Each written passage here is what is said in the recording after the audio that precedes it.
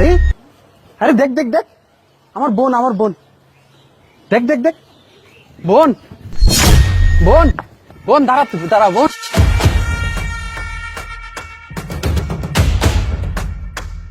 এই দেখো তো সবাই কাজ ঠিকঠাক মতো করতেছে কিনা।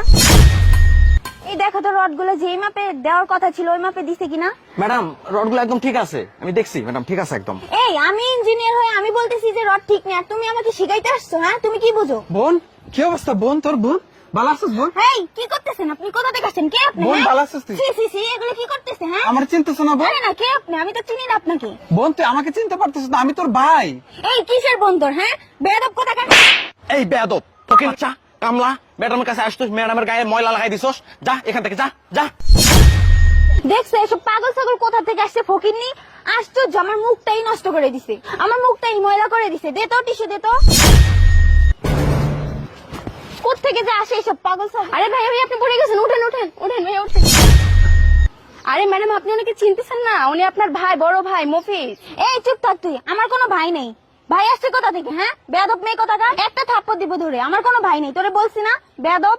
ম্যাম আপনি ওগুলো কি বলতেছেন? আপনি আপনার নিজের আপন বড় ভাইকে অস্বীকার করতেছেন, যে ভাই দিনমজুরি কাজ করে এত কষ্ট করে মাথার ঘাম পায়ে ফেলে আপনাকে লেখাপড়া করাইছে, আজকে আপনি সেই ভাইকে অস্বীকার করতেছেন? এই কিসের ভাই? আমার কোনো ভাইটাই নেই। এই মিঠুন, এই ফকিরনিটারে বলো নিজের কাজে যেতে, ঠিক আছে? আর এই মেহরুন শোন, তুই কাল থেকে আমার সাথে থাকবি না। তোর মতো মেয়ের আর আমার সাথে থাকার দরকার নেই, ঠিক আছে? যদি বেশি বাড়াবাড়ি করিস তাহলে তোর চাকরি থেকে আউট করে দিব। এই মিঠুন দাঁড়িয়ে দেখতেছো কি? বললাম না এই ফকিরনিটাকে ঘাট ধাক্কা দিয়ে বের করে দিতে। হ্যাঁ কি করছে আমারে? ময়লা টয়লা দিয়েছি। যা এখান থেকে, যা বেয়াদব কোথাকার, ম্যাডামের কাছে আসছিস, যা। ম্যাডামকে দেখলেই যা বেয়াদব, যা। সুন্দরী ম্যাডাম দেখলে কাছে আসতে ইচ্ছা করে না? নোংরা হাত দিয়ে ম্যাডামকে ছুঁইছিস তুই, বেয়াদব কোথাকার। সুন্দরী ম্যাডাম দেখলে গালে হাত দিতে ইচ্ছা করে। ভাই অনেক কথা বলছেন কিন্তু এই কথাটা ভালো বলেন নাই। সে আমার বোন, আমি যার কারণে আমার বোনকে আমি হাত দিচ্ছি, আপনি খুব খারাপ ভাবে কথাটা বললেন। এই মিঠুন ভাই এদিকে আসেন তো, প্রয়োজন আমি এই চাকরি করবো না, এদিকে আসেন, দুটা কথা বলা যায়। যে ম্যাডাম নিজের ভাইকে অস্বীকার করে, নিজের আপন ভাইকে অপমান করে, তার আন্ডারে আমি কোনো কাজ করতে চাই না। মফিজ ভাই আপনি ওদিকে আসেন। চলে তো যাবো, কিন্তু এটার একটা ফয়সালা করে তারপরেই যাবো। এসে আর কি করবো মেহেরুন, তুমি তো আমাকে চিনো সেই ছোটবেলা থেকে, তুমিও আমাকে দেখছো। যে বাইকে বোন অস্বীকার করতেছে, যেটা আমাকে পরিচয় দিতে তার ঘৃণা হচ্ছে, তার সামনে আমি গিয়ে কি দাঁড়াবো বলো? আর কি বা বলার আছে আমার? সে আমাকে ভাই পরিচয় দিতে ঘৃণা করে, সেজন্য তার লজ্জায় আজকে তোমাদের সামনে পরিচয় দিতে পারতেছে না। তুমি আমাকে ঠিকই চিনছো কিন্তু সে আমাকে আপন বোন হয়ে আমাকে চিনতে পারছে না। বলো বোন কেন ডাকছো? আমি আমার কাজ আছে এখানে, মালিককে আবার বকাঝকা করবো, কিছু বললে বলো, চলে যাই। ম্যাডাম আপনি আপনার শ্রমিক ভাইকে পরিচিত যেমন ঘৃণা করতেছেন, আমিও আপনার মতো ম্যাডামকে ঘৃণা করি, যে কিনা নিজের ভাইকে অস্বীকার করে, নিজের ভাইকে দেখতে পারে না, নিজের ভাইকে ঘৃণা করে। আমি ওই ম্যাডামের আন্ডারে কাজ করব না।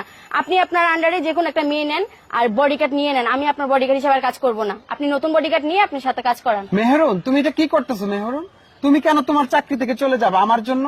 আমি তো অদম, এই যে পরিশ্রম করে আমি তাকে লেখাপড়া শিখাইছি, তাকে আজকে ইঞ্জিনিয়ার বানাইছি, আজকে সে প্রতিদানে আমাকে এটাই দিল, আমাকে সে ঘাড় ধাক্কা দিয়ে ফেলে দিল, সে আমাকে বাই পরিচয় দিতে অস্বীকার করতেছে। মেহেরুন তুমি কেন তোমার চাকরিও তো অব্যাহতি নিবা? দেখো মেহেরুন, যখন আমার বাবা মা মারা যায় তখন তাদেরকে দেখাশোনা করার মতো কেউ ছিল না, তখন শুধু ছিলাম আমি। আমি আজকে লেখাপড়া করিনি, আজকে আমি কামলা দেই, মানুষের কামলা।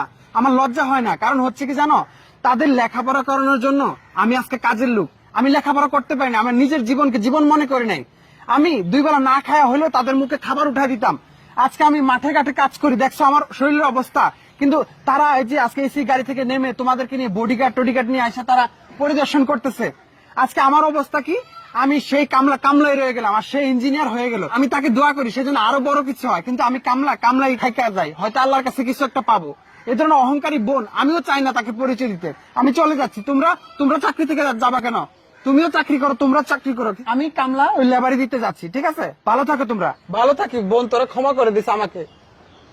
ভাইয়া দাঁড়াও। কি আমাকে ভাইয়া বলে ডাকতে তোর ঘৃণা হচ্ছে না? কি আরো কোনো অপমান করার বাকি আছে? বল, আর কি অপমান করবি বল, মাথা পেতে নেবো সকল অপমান। ভাইয়া প্লিজ আর বলো না, আমি আমার ভুলটা বুঝতে পারছি। আমার সম্মানের দিকে তাকিয়ে আজকে তোমাকে অনেক অপমান করছি, আমাকে মাফ করে দিও ভাইয়া। মেহেরুন তুমি আমাকে ক্ষমা করে দিও, তুমি চাকরির কথা চিন্তা না করে আজকে আমার ভাইকে তুমি সম্মান করেছো। ভাইয়া প্লিজ তুমি আমাকে মাফ করে দাও, আমার ভুলটা আমি বুঝতে পারছি। আর আজ থেকে তোমার কোনো কাজ করতে হবে না, এখন আমি বড় একটা ইঞ্জিনিয়ার হয়েছি, আর আমার অনেক বড় বাসা পড়ে আছে, ওইখানে তুমি থাকবা।